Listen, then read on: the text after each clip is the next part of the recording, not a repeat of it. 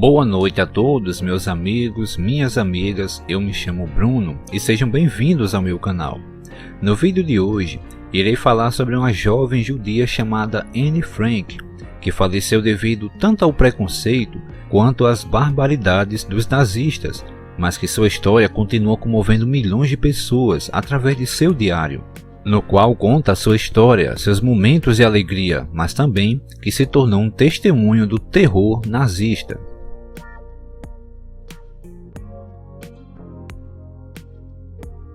Anne Frank nasceu em 12 de junho de 1929, na cidade alemã de Frankfurt.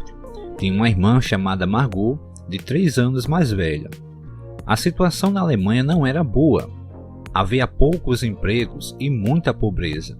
E é nesse cenário difícil que Adolf Hitler e, consequentemente, seu partido recebem o apoio de um número muito grande de adeptos.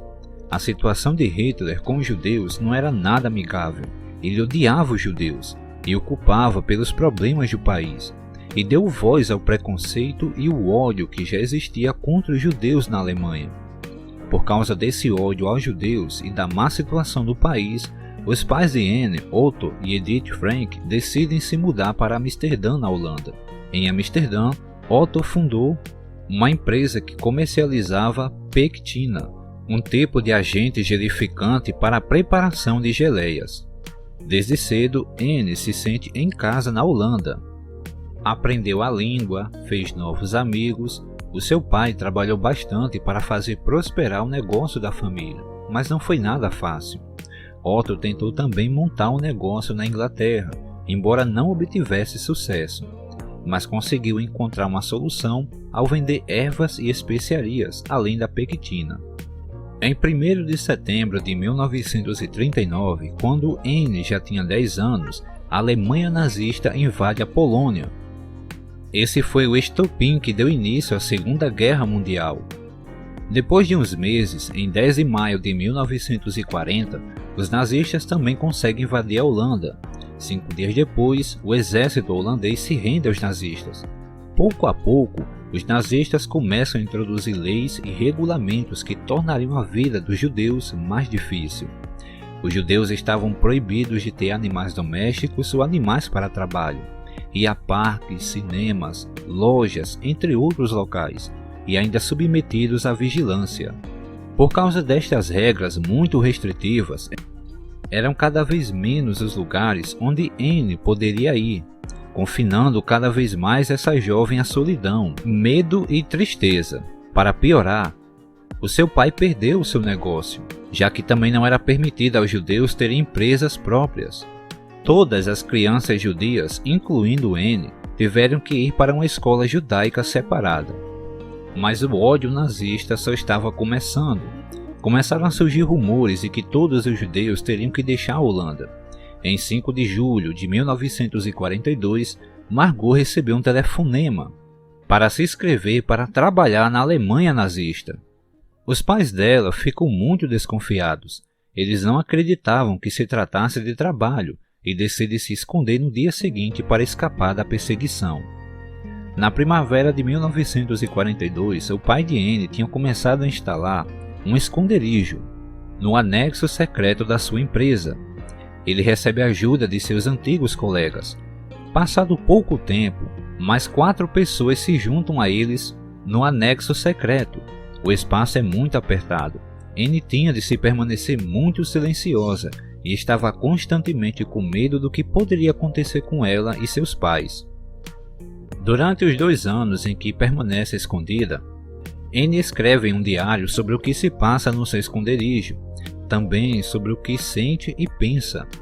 Além disso, ela também escreve histórias curtas, um romance e anota passagens de livros que lia no seu livro de belas frases.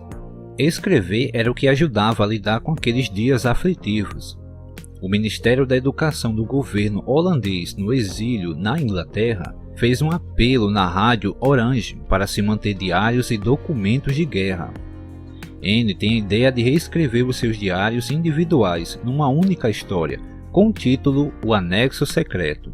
Anne começa a reescrever o seu diário, mas infelizmente antes que pudesse terminar, Ela e outras pessoas que estavam escondidas são descobertas e presas por policiais em 4 de agosto de 1944. A polícia também prende 2 das pessoas que os ajudavam. Até hoje não se sabe ao certo qual a razão para a busca policial. Apesar da busca, uma parte dos escritos de Anne são preservados.